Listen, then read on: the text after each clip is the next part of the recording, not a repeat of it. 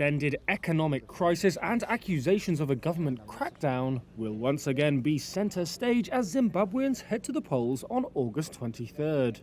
Here's what you need to know about the presidential and parliamentary elections. There are 11 candidates vying for the presidency, but this contest boils down to a clash between two people.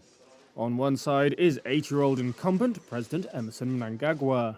On the other, Nelson Chamisa, the 45-year-old leader of the opposition Citizens Coalition for Change.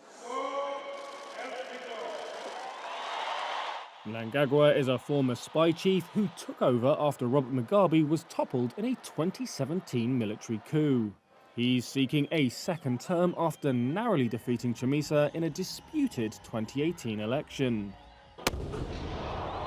Political analysts say the race is tilted in the favour of Mnangagwa and his ZANU-PF.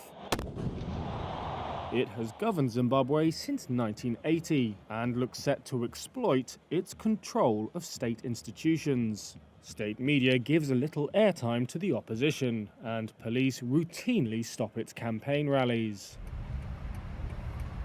But Chamisa's CCC hopes to benefit from frustration over the top electoral issue in the country.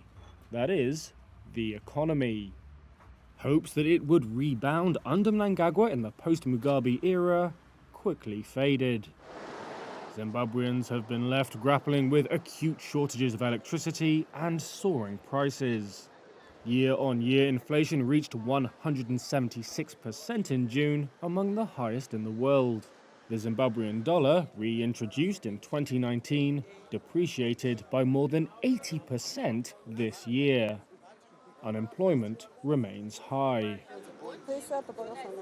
Zimbabwe has also struggled to attract international capital to revamp infrastructure and sectors such as manufacturing, tourism and mining. That's due to its $14 billion of foreign debt, nearly half of which is in arrears. To clear the debt, Zimbabwe needs to normalise ties with Western nations, with whom it fell out in 2000 over rights abuses, disputed elections, and the violent seizure of white-owned farms. Western governments say Mnangagwa has not implemented enough reforms to justify the full restoration of ties and financial support. Sanctions must go. Remove them now. Nevertheless, Mnangagwa says his government has created opportunities for locals by supporting their involvement in sectors such as mining and agriculture. His campaign speeches are often punctuated with nationalist rhetoric reminiscent of African independence struggles. Chamisa argues that Mnangagwa's policies favour a small, connected elite. They can't be above the people. They can't defeat the people. He has promised to grow the economy, fight corruption, and end Zimbabwe's isolation. Some 6.6 million people are registered to vote, the Electoral Commission has said, higher than the previous poll in 2018. To win the presidency, a candidate needs to get more than 50% of the vote or face a runoff.